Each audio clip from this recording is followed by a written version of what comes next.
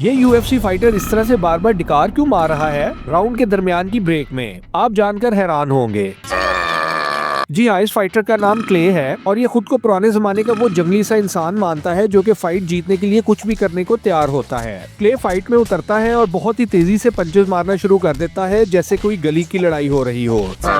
फिर साथ में ये अपने ट्रेनर को थप्पड़ मारने का भी बोलता है ताकि उसका फेस पहले से ही कंडीशन हो जाए फाइट के लिए। और ये देखकर तो वहाँ आए स्पेक्टेटर्स भी डर जाते हैं कि ये सब क्या देखना पड़ रहा है। लेकिन असल सवाल तो वही है कि ये इस तरह से डिकार क्यों लेता है। तो क्ले ने कहा कि इस तरह करने से उसको अपनी एनर्जी बढ़ाने और फोकस बनाए रखने में मदद मिलती है और वो खुद को वही जंगली इंसान समझकर फाइट करता है। फिर आपने कभी इस तरह की कोई आदत देखी है किसी फाइटर की?